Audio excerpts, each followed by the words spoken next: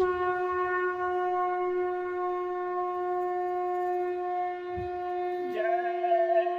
गुरुदेव। जय गुरुदेव। जय गुरुदेव।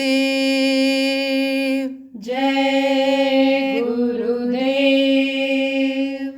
तेरे दरबार में भगवन बड़ी आशा से आई हूँ। तेरे दरबार में भगवन बड़ी आशा से आई हूँ। ये विनती जो हमारी है सुनाने तुमको आई हूँ। ये विनती जो हमारी है सुनाने तुमको आई हूँ। न सेवा है न साधन है न शक्ति है न भक्ति है। न सेवा है न साधन है न शक्ति है न भक्ति है। ये रोना अपना लेकर मैं सुनाने तुमको आई हूँ। ये रोना अपना लेकर मैं सुनाने तुमको आई हूँ। तेरे दरबार में भगवन बड़ी आशा से आई हूँ। तेरे दरबार में भगवन बड़ी आशा से आई हूँ। कहीं तंदुल कहीं पर बेर जूठे थे मगर भगवन।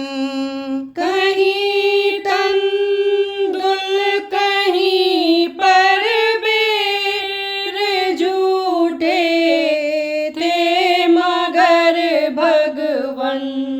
यहाँ तो आंसुओं का जल चढ़ाने तुमको आई हूँ। यहाँ तो आंसुओं का जल चढ़ाने तुमको आई हूँ।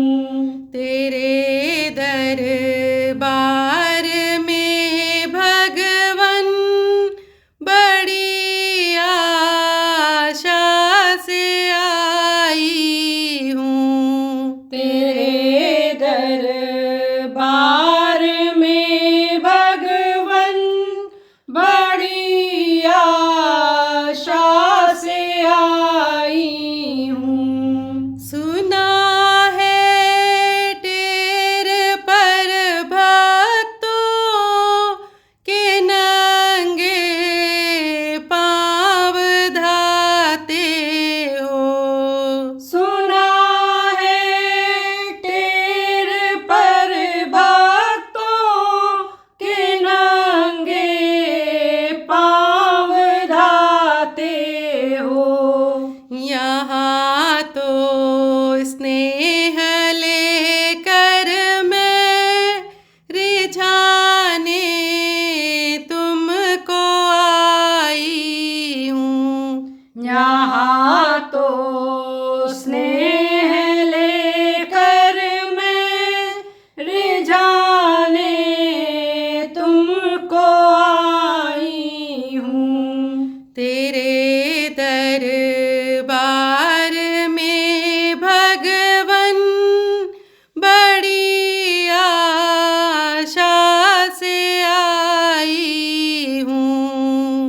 तेरे दरबार में भगवन बड़ी आशा से आई हूँ।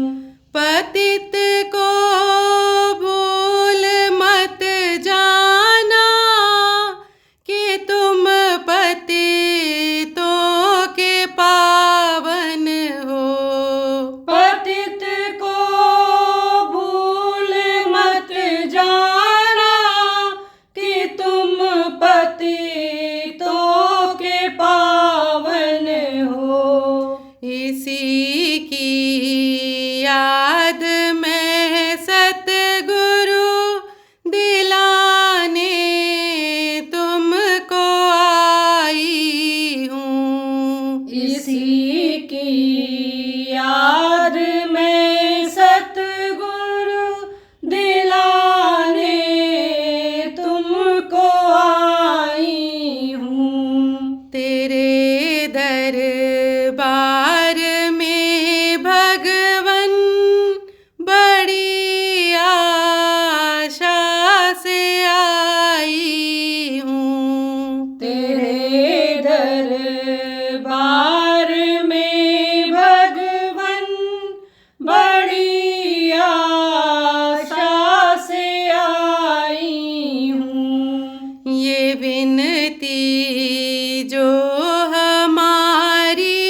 है सुनाने तुमको आई हूँ। ये विनती जो हमारी है सुनाने तुमको आई हूँ। जय गुरुदेव। जय गुरुदेव।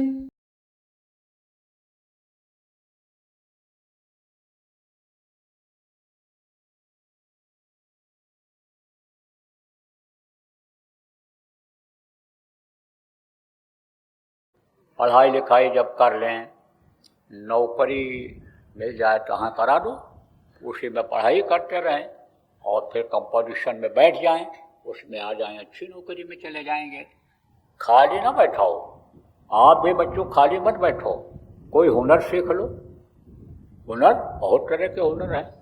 हुनर किसको कहते हैं? जैसे कोई लोहा का काम सीख ले, लकड़ी का काम सीख ले, या पाइप फिटिंग का काम सीख ले, जैसे कोई ये मशीनरी सामान है बनाने का, मोटर गाड़ी बनाने का, ये सीख ले, मोटर गाड़ी चलाने का काम सीख ले। ये क्या है? ये हुनर है। हुनर वाले आदमी को भूखा नहीं रहना पड़ता है, उसको कुछ न कुछ मिल जाता है। यही आपका लखनऊ है। लखनऊ में एक लड़का था, चला गया कहाँ? प्रचार में। गुरु महाराज का आदेश हुआ प्रचार में चले जाओ। लिखाई करता था, तो यहाँ उसके घर के पास में ही पेंटर रहते थे, तो वहाँ देखता रहता था, लिखाई की प्रैक्टिस रहती थी। बोला हम लिखाई करेंगे, जाएंगे। तो अब लिखाई करने चला गया और पैसा हो गया ख़त्म। तो उस समय तो मोबाइल था नहीं कि जेब में से निकालो फ़ोन कर लो और पैसे की व्यवस्था बन जाए, या एटीएम कार्ड और ये सब तो कुछ था नहीं, नहीं एटीएम थे। अब वो क्या किया, जा रहा था उधर तो देखा एक पेंटर लिख रहा था। पेंटर जब लिख रहा था तो उसकी कमियां थोड़ी सी निकाली, उसने बताया, कहा इसको ऐसे कर दो नहीं तो ये अक्षर और बहुत बढ़िया हो जाएगा, बहुत अच्छा लगेगा। तब उसने देखा, कहा आप जानते हो काम? बोला हाँ जानते हैं। तो कहा लिख कर दिखाओ। तो दूसरा बोर्ड पड़ा था, उस पर लिख कर दिखाया।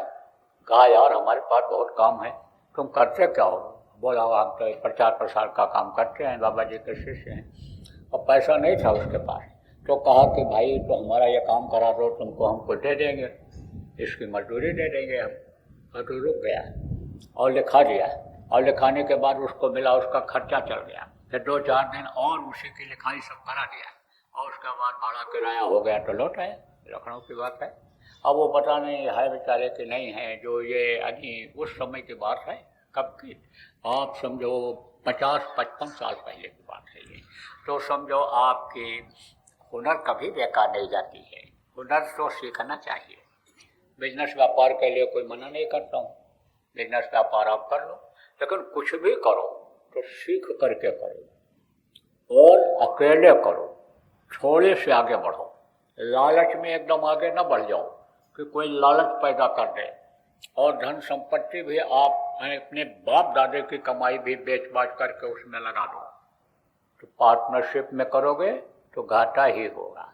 झगड़ा एक न एक दिन जरूर होता है।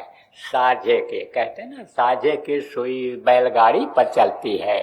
ऐसे ही मान लेना चाहिए, आपको समझ लेना चाहिए कि साझे का काम नहीं करना है। तो ये सब क्या बताता रहता हूँ, यह सब जो है संभाल वाली बात भी बताता रहता हूँ। और आत्मा की भी संभाल आपकी हो जाए कि जिनको गुरु महाराज से नामदान मिला है उनको अब इस दुख के संसार में ना आना पड़े, उसके लिए बराबर हाथ जोड़ता रहता हूँ कि भाई समय निकालो, उसी में मत फंसे रहो। किसमें? इन्हीं दुनिया की चीज़ों में। यह कोई दुनिया की चीज़ काम में आने वाली है? कुछ नहीं। और इसके पीछे पड़ने वाला धर्म कर्म गंगा जमुना भगवान सबको भूल जाता है। और था ना एक सेठ, तो सेठ था, तो सेठ कैसे बनते हैं? कमाई करके बनते हैं। कमाई कहाँ से आती थी? एक का 2 गुना 2.5 गुना बढ़ा देने से कमाई खूब आने लगती है। मिलावट करके बेच लेते हैं तो मिलावट जो किया वो पैसा बढ़ जाता है। मुनाफा तो आता है। मुनाफा पर ही अगर कोई धंधा करने लग जाए तो भी रोटी दाल चलती रहेगी, लेकिन लालच बढ़ जाती है। तो लालच जब बढ़ जाती है, हराम का आता है, अगर मेहनत का आता है तो वही बुद्धि खराब कर देता है। तो वही लालच में आदमी पड़ जाता है। तो सेठ बनाओ, ऐसे सेठ बन गया। अब सेठ बन गया तो वही दिखाई पड़े, वही उसको दिखाई पड़े, पैसा ही दिखाई पड़े। और कोई मिले भी इस तरह का तो कहे भगवान का भी नाम थोड़ी देर सेठ जी ले लिया करो। तो सेठ जी क्या बोले? कहे रोज लेता हूँ और दिन भर में 10, 20 बार 25 बार लेता हूँ भगवान का नाम। तो कब लेता था? जब तोलना शुरू करता था। तो पहले लोग एक नहीं बोलते थे, अपने अपने भगवान का नाम लेते थे। राम का करके एक तोलते थे और फिर 2, 3, 4, 5 ऐसे तोलना करते थे। ये जो इस्लाम धर्म के मानने वाले हैं बरकत बोलते थे, बरकत, फिर 2, फिर 3, फिर 4, इस तरह से तोलते थे। इलेक्ट्रॉनिक कांटा नहीं हुआ करता था उस समय पर। तो कहा हम तो दिन भर भगवान का नाम लेते रहते हैं। अब आप में सब लोग कहा गया ना कि राम राम सबको कहें, ठग ठाकुर और चोर, बिना प्रेम रिझे नहीं। स्वामी नंद किशोर, प्रेम तो भगवान से होता नहीं था। प्रेम किससे होता था? बात से होता था। वो जो अनाज या सामान तोलता था, बेचता था, उससे होता था। लक्ष्मी से, माया जिसको कहा गया, उससे उसको प्रेम था। तो कोई कहे भी तो कहे नहीं हम तो नाम लेते हैं। तो समझो कि उनके यहाँ और लोग थे वो धार्मिक थे तो पंडित जी जाया करते थे उनके यहाँ, पूजा पाठ भी घर वाले करवाते थे, करते थे। तो पंडित जी जाते थे कहाँ? गंगा स्नान करने। तो जब लौट करके आवे तो वहाँ का जो प्रसाद उसाद है उनको दे, परिवार वालों को उनको भी दे। और शेठ जी भी पूछें कहाँ गए थे? गंगा स्नान करने गए। गंगा कैसी है, कहाँ है, क्या है, बताते थे। कहाँ शेठ जी गंगा स्नान करने चलो, आप भी चलो। हाँ चलेंगे। अब ऐसे ही कहते कहते और समय निकल गया। कैसे निकलता है? बच्चा पैदा होता है, फिर जवानी आती है और जवानी कैसे चली जाती है पता नहीं चलता है। पता कब चलता है कि जब बाल पकने लगते हैं, झुर्रियाँ पड़ने लगती हैं, हाथ पैर चलने में ढीले पड़ जाते हैं, तब पता चलता है कि अब बुढ़ापा आ गया। और बुढ़ापा जब आती है तो जाती है। बुढ़ापा तो इस जीवात्मा के साथ ही जाती है। आप ये समझो प्राण निकलते हैं तो तभी बुढ़ापा जाती है। तो जब शरीर बुढ़ा हो गया तो पंडित जी तो अपना कहना बंद नहीं करते थे। जैसे कुछ लोग आप इसमें सत्संगी नहीं हो, पहली बार आए हो, लेकिन ये सत्संगी प्रेमी आपसे कहते ही रहे होंगे कि जब नज़दीक में बाबा मैं सत्संग हो तो आप चलो, तब चलो, वहाँ आपको अनमोल चीज़ मिलेगी, रुपया पैसा से खरीदी जाने वाली वो चीज़ नहीं है, वो चीज़ आपको मिल जाएगी, उसको करने लग जाओगे तो धन में, पुत्र में, परिवार में, सब में बढ़ोतरी आपको दिखाई पड़ेगी, मानसिक तकलीफ दूर होगी, बीमारियाँ दूर होंगी। तरह तरह से प्रेमी समझाते हैं, हम लोग भी समझाते थे, गुरु महाराज के पास ले जाते थे, तो ऐसे ही कहना नहीं बंद करते थे पंडित जी। तब जब बुढ़ापा आई तब फिर कहा चलो एक बार चले, चलो अभी हाथ पैर कुछ आपका ठीक है, चलो आपको ले चलेंगे। लड़कों से कहा इनको ले चलो, लड़के भी तैयार हो गए, चलो पिताजी गंगा स्नान करवा ले आवे आपको। बोले देखो भाई अब तो हम चल फिर पाएंगे नहीं, लेकिन हम जब मर जाएंगे तो हमको गंगा जी के पास ले जाना और वहीं हमारा संस्कार कर देना। तो आप सब लोग क्या कहें? मना कर दिया बिल्कुल उन्होंने। अब मौत तो पीछा कर रही है, कोई कहीं भी जाए तो मौत उसका साथ छोड़ती है। मौत तो परछाई की तरह से लगी रहती है, जैसे सूरज की रोशनी में, चंद्रमा की रोशनी में आदमी जाए तो परछाई पीछे ऐसे लगी रहती है, ऐसे मौत पीछा किए रहती है। तो उम्र ख़त्म हो गई जब, और शेठ जी ख़त्म हो गए, तो लोगों ने कहा भाई शेठ जी की अंतिम इच्छा थी कि चलो इनको यानी गंगा जी में संस्कार इनका कराया जाए। बोले चलो ले चलते हैं। तो मृत्यु थोड़ा देर से हुई, दोपहर का समय हो रहा था। तो ये हुआ कि भाई लाश को रोकना ठीक नहीं है, क्योंकि लोग कहने ही लगते हैं कि ले जाओ जलाओ, ले जाओ जलाओ, नहीं तो मिट्टी खराब हो जाएगी, मिट्टी खराब हो जाएगी। ये हीरा जैसी काया देहो दुर्लभ शरीर को लोग मिट्टी कहने लगते हैं। जीवात्मा के निकलते ही सोचो आप, कैसा खेल है ये काल का, ये कैसा ये नियम है उसका, ये सोचने की जरूरत है।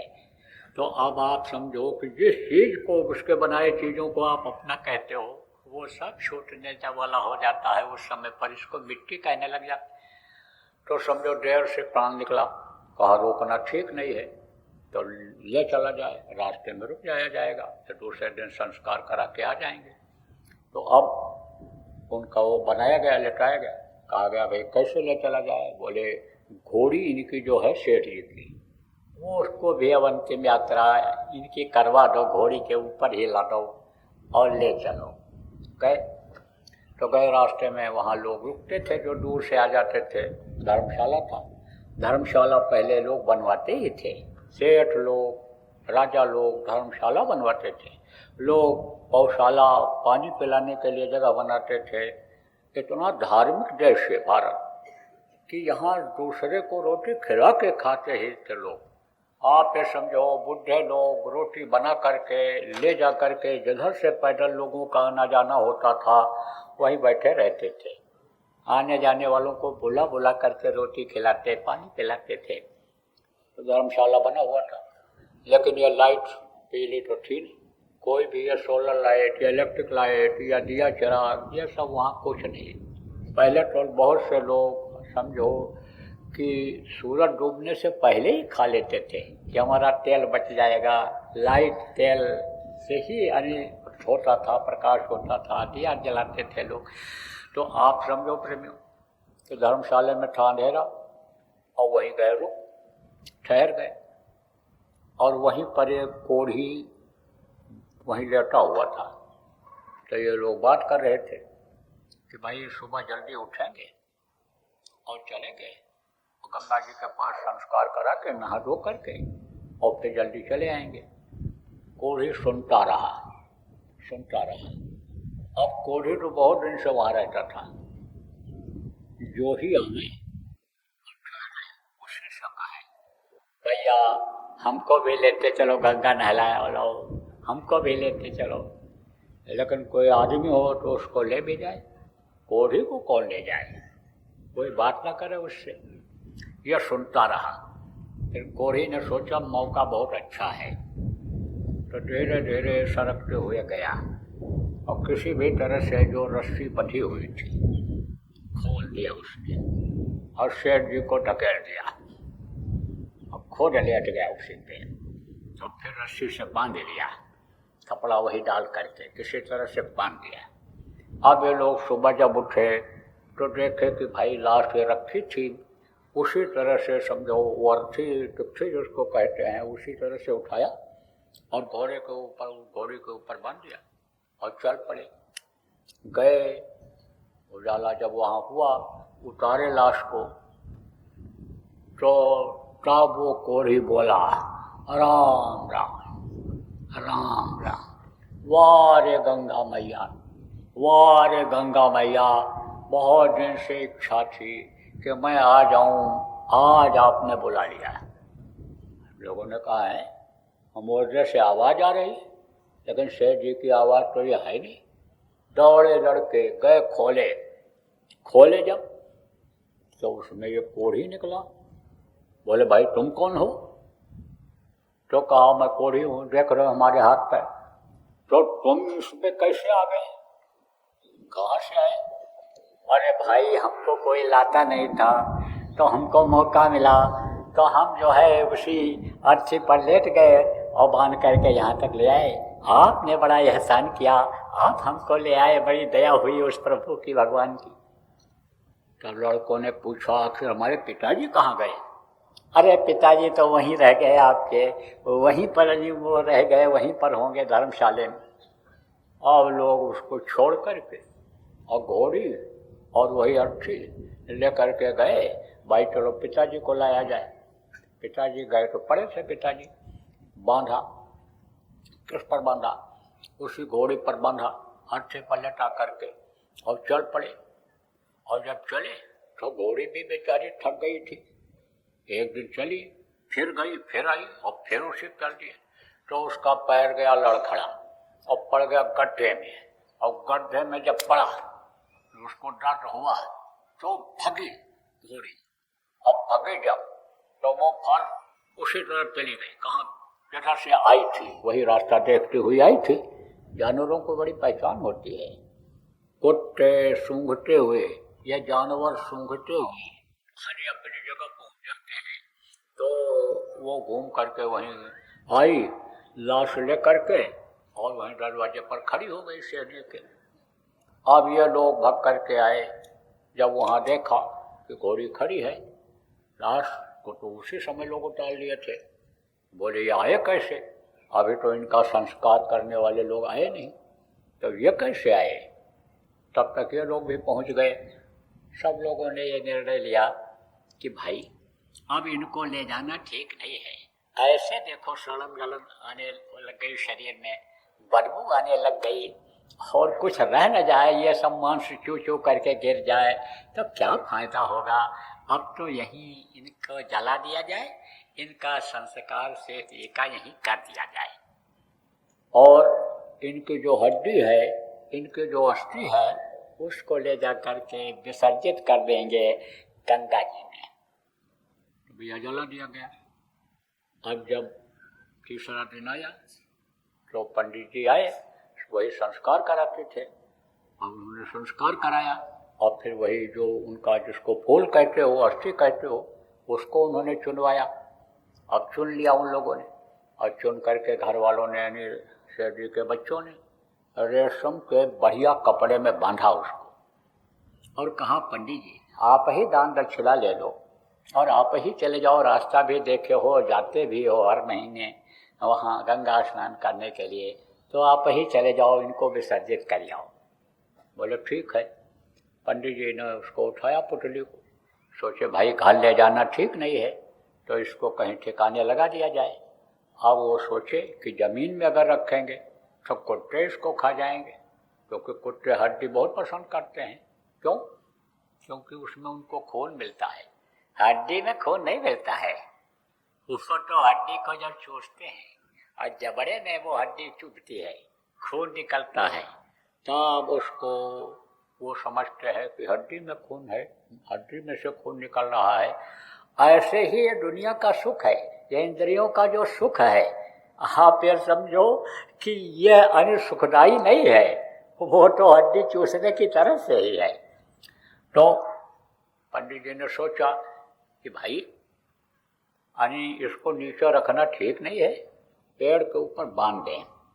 तो रास्ते में एक बेर का पेड़ था, उसी पर चढ़ करके पंडित जी बांध दिए ऊपर और बोले सुबह जब आएंगे तब इसको लेकर के गंगा जी स्नान करने के लिए चले जाएंगे। तो बांध कर चले गए और सेठ जी के यहाँ वो सफाई करने के लिए और मेहतर आता था, झाड़ू लगाने के लिए, सफाई करने के लिए आता था। तो उधर से आ रहा था तो देखा बहुत बढ़िया कपड़ा है, इतना बढ़िया कपड़ा यहाँ कैसे आया। तो कपड़े की उस समय पर कमी रहती थी, फैक्ट्रियाँ इसलिए नहीं थी कपड़े की, लोगों का फर जाता, सिला नहीं पाते थे, कपड़ा महंगा मिलता था, जगह जगह पर दुकानें थी, सब जगह दुकानें नहीं थी। तो जब रेशम का कपड़ा उसने देखा, चढ़ गया पेड़ के ऊपर, तो देखा कोई चीज़ बंधी है, खोला, कहा हड्डी है। अरे उसको तो दिया फेंक, उधर गया दूर फेंक दिया और कपड़े को सिर में बांध लिया। अब बांध करके वहाँ गया और लगा झाड़ू लगाने। अब वो सेठ जी के लड़के की औरत निकली तो देखा तो कहा ये इतना बढ़िया कपड़ा इसको मिला कहाँ से? ये तो कल जो कपड़ा आया था अस्थि बांधने के लिए, हड्डी बांधने के लिए, ये तो वही कपड़ा लग रहा है। तो उससे पूछा कहा यह कपड़ा तो उसको कहाँ मिला? अरे बोला वहाँ पेड़ के ऊपर लटका हुआ था तो हमने उसको उतार करके बांध लिया। अब वो गई सेठ जी के बच्चों से कही कि अन्य समझो वो हड्डी फड्डी को तो फेंक दिया अस्थि को और कपड़ा बांध के जमादार झाड़ू लगा रहा है। वो भी गए, दरियाफ्त किया, वहाँ समझो गए कहाँ जहाँ उसको मिला था कपड़ा, वहाँ तक चक्कर लगा के आए। इधर पंडित जी अपना पूजा पाठ करके और अस्थि विसर्जन के लिए जाने लगे। तो वहाँ जब गए देखे कहाँ इस पर लटका के आए थे अस्थि को, देखे तो वो कपड़ा था ही नहीं और न अस्थि थी, हड्डी थी। अब पंडित जी बड़े चक्कर में पड़े, बोले भाई करें तो क्या करें? सोचे अब 4-5 दिन के लिए घर छोड़ दो, रिश्तेदारी में चले गए। तो 4-5 दिन के बाद घूम करके आए और फिर गए सेठ जी के यहाँ। लड़के लोग देखे तो बोले पंडित जी अस्थि विसर्जन कर आए। तो पंडित जी क्या बोले, झूठ लोग कम बोलते थे। अरे अस्थि विसर्जन हो गई? कुछ नहीं बोले। अरे अस्थि विसर्जन हो गई कि नहीं हुई? आप दोनों बात उन्होंने कहा। तो पंडित जी ऐसे कहा, ऐसे से हिला, ऐसे हिला दे, फिर ऐसे हिला दे। बोले क्या किया आपने ये बताओ, आप विसर्जित किए कि नहीं किए? हमारे पिताजी को गंगा में पहुंचाया कि नहीं पहुंचाया? तब पंडित जी ने कहा कि 4 भाई, आपके चाचा पूरा परिवार, आपका पूरा खानदान मिलकर के जब सेठ जी को गंगा नहीं पहुंचा पाया तो हम अकेले क्या पहुंचा पाएंगे? अब आप सोचो कि कुछ उनको नहीं मिला है। असली चीज यह है, क्या है? नाम। आप ये समझो, इसके लिए गोस्वामी जी ने कहा कलयुग केवल नाम आधारा, सुने सुने नर तुम्हें पारा। कलयुग धर्म कर्म नहीं, यानी समझो कि यह धर्म और कर्म जो करते हो यह सहायक नहीं होता है। आप ये समझो यह नाम सहायक होता है, नाम बिना उद्धार न हो। अन्य समझो कि कलयुग धर्म कर्म नहीं कोई और नाम बिना उद्धार न हो। उद्धार किसको कहते हैं? कहते हैं भाई लड़की की शादी कर दिया, उद्धार हो गई, चलो उस पार चले गए, पार हो गए नदी। ऐसे यह भवसागर है जिसमें आप जन्म रहे हो, मर रहे हो, जिसमें आप इधर उधर भटक रहे हो और सुख नहीं मिल रहा, शांति नहीं मिल रही है। यह भवसागर है। तो बगैर नाम के इस भवसागर को आप पार नहीं कर सकते हो। यहाँ सुख शांति नाम की चीज़ ही नहीं है। जब तक इस भव से, इस दुनिया संसार से आप ऊपर नहीं जाओगे तब तक सुख और शांति मिलने वाली नहीं है। ये जो नाम है जिसके लिए गोस्वामी जी महाराज ने कहा कि नाम लेट भव संग सुखाई। नाम का प्रभाव जब शरीर के अंदर में आ जाता है तब ये भव सागर बिल्कुल सूखा दिखाई पड़ता है। इस तरह से उन्होंने कहा नाम लेते ही वो इतनी ताकत है। अब वो नाम कौन सा नाम है कि जिसके लिए उन्होंने कहा राम ने सकहि नाम गुण गाई, कहलक करो में नाम बढ़ाई। राम भगवान भी उस नाम को यानी समझो उस नाम की महिमा नहीं कर सकते हैं। कहाँ तक मैं उस नाम को बताऊँ, तो वो कौन सा नाम है? ध्वन्यात्मक नाम है। देखो, एक मुंह से बोलने वाला नाम होता है और एक सुनने वाला नाम होता है। तो जो सुनाई पड़ता है नाम, जो आवाज़ जिसकी आती है, वो ध्वन्यात्मक नाम होता है। और जो मुंह से लिया जाता है, जैसे राम नाम है, जैसे कृष्ण नाम है, जैसे नारायण नाम है, जैसे आप ये समझो कि अन्य बहुत से नाम लोग बोलते हैं, कैसों करोड़ नाम लाख नाम कृष्ण के जैसा लोगों ने कह दिया, रख दिया। तो यह मुंह से लेने वाला नाम, ये जो नाम हुआ करता है, यह वर्णात्मक नाम कहलाता है। लिखने, पढ़ने और कहने, सुनने में जो आता है, वो मतलब इन बाजी कानों से, वो वर्णात्मक नाम कहलाता है। लेकिन जो ध्वन्यात्मक नाम होता है, वो केवल सुना जाता है। अब इन कानों से नहीं सुन सकते हो, उसके लिए अंदर के कान को खोलने की ज़रूरत होती है। तो आपको मैं बता रहा था, प्रेमियों अभी बीच में बताया था कि आँख बंद हो गई।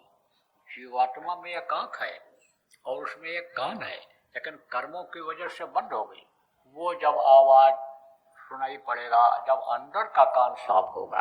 अब वो अंदर का कान साफ करने का भी अभी आपको तरीका बताऊंगा, आवाज़ सुनने को भी तरीका आपको बताऊंगा। तो प्रेमियों, ये वो नाम है जिससे भवसागर सूखता है, जिससे उद्धार होता है, जिससे ही सारी सृष्टि बनी है। अंड पिंड ब्रह्मांड सब कुछ आप समझो कि उसी से बना हुआ है। वो शब्द, ये नाम कहाँ से उतरा है? ये वहीं से उतरा है जिसको धुरी कहा गया, धुरधाम कहा गया, जहाँ वहाँ से ये सब उतरा है। कहा गया ना, कोटि नाम संसार में ताते मुक्त होए, और आज नाम जो गुप्त जब अल्लाह समझे कोई आज नाम है। जब से यह दुनिया बनी, जब से यह संसार बना, तब से बराबर ये नाम चल रहा है। और जब तक यह दुनिया संसार रहेगा, देवी देवता रहेंगे, ये जो सूर्य चंद्रमा रहेंगे, ये यानी समझो जब तक रहेंगे, तब तक ये नाम रहेगा।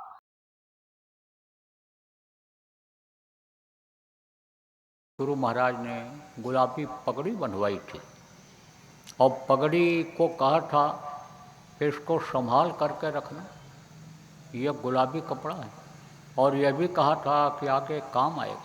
यह भी कहा था गुरु महाराज ने कि गुलाबी पगड़ी वालों की नज़र जहाँ तक जाएगी, वहाँ तक कोई मरेगा नहीं। और बहुत लोगों ने परीक्षा लिया।